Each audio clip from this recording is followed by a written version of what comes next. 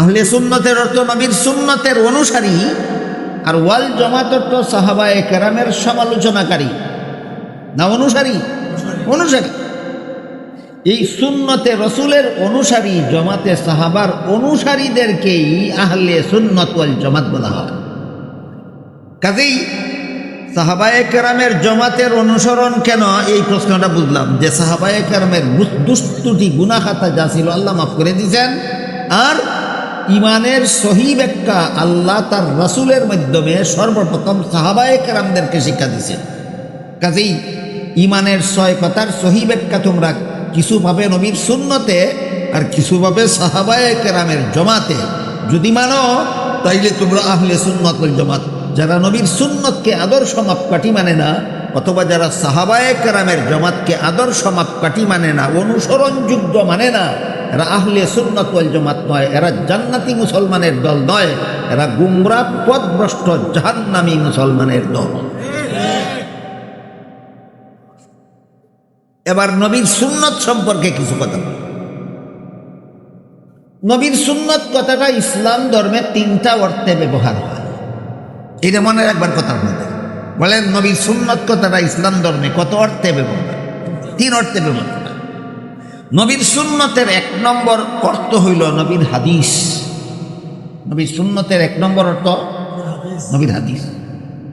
নবীর সুন্নত কথার 2 নম্বর অর্থ হইল নবীর ওই আমল, যে আমল উম্মতের জন্য অনুসরণযোগ্য এবং যার গুরুত্ব ফরজ ওয়াজিবের চেয়ে কম এবং নফল মুস্তাহাবের চেয়ে বেশি, নবীর এমন আমলকেও নবীর সুন্নত বলা হয়। কাজেই নবীর সুন্নত কথার 2 নম্বর অর্থ নবীর আমল।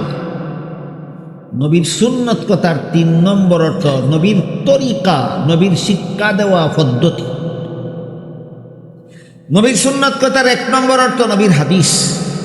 নবীর সুন্নত কথার 2 নম্বর অর্থ নবীর আমল। নবীর সুন্নত কথার 3 নম্বর অর্থ নবীর তরিকা।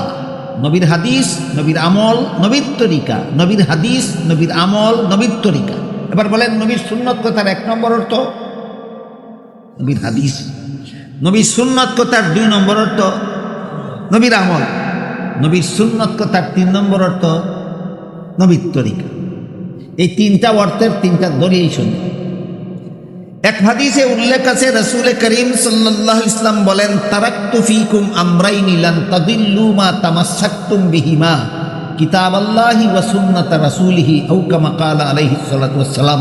এর অর্থ হলো, রাসূল বলেন, হে আমার উম্মত মুসলমানেরা, আমি দুনিয়া থেকে বিদায়কালে তোমাদের হাতে 2টি জিনিস রেখে যাচ্ছি। যতদিন পর্যন্ত তোমরা আমার রেখে যাওয়া 2টি জিনিস শক্তভাবে ধারণ করে থাকবে, ততদিন পর্যন্ত তোমরা জাহান্নামের পথের যাত্রী হবে না। আমার রেখে যাওয়া 2টি জিনিসের একটি হলো আল্লাহর কিতাব কুরআন, দ্বিতীয়টি হলো রাসূলের সুন্নত হাদিস। এই হাদিসে আল্লাহ রাসূল সুন্নত শব্দটাকে হাদিস অর্থে ব্যবহার করেছে। এই হাদিসে রাসূল নিজেই নবীর সুন্নত কথারে কি অর্থে ব্যবহার করেছেন? নবীর সুন্নত অর্থ নবীর হাদিস। নবীর হাদিসগুলি 2 প্রকার। এক প্রকার হাদিস উম্মতের জন্য অনুসরণযোগ্য, আর এক প্রকার হাদিস উম্মতের জন্য অনুসরণযোগ্য নয়। ব্যাখ্যা পরে বুঝবেন, আগে বলেন নবীর হাদিস কত প্রকার। এক প্রকার হাদিস উম্মতে অনুসরণ করবে, সব পাইব। আরেক প্রকার হাদিস অনুসরণ করা নিষেধ, অনুসরণ করলে গুনাহ হইল। কত প্রকার হইল?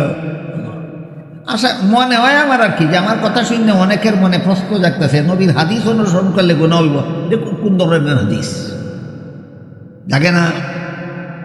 এক হাদিসে উল্লেখ আছে, রাসূল করিম সাল্লাল্লাহু আলাইহি ওয়াসাল্লাম নিজের ঘরে একত্রে 9 জন বিবি রাখছেন। এটা সহিহ হাদিসে আছে। নবীর ঘরে 9 বিবি রাখছেন নবী, এটা হাদিস আছে কি? আছে।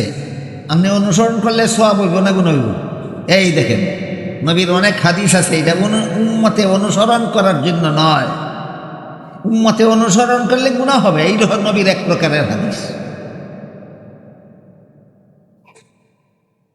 এই বিষয়গুলি যারা জানে না, এরা করে কি, ঢালাওভাবে নবীর হাদিসে উম্মতের ঘাড়ে চাপায় দেয়। এটা নবীর হাদিসে আছে, মানতে হবে। এটা নবীর হাদিসে আছে, মানতে হবে। যেমন এক হাদিসে উল্লেখ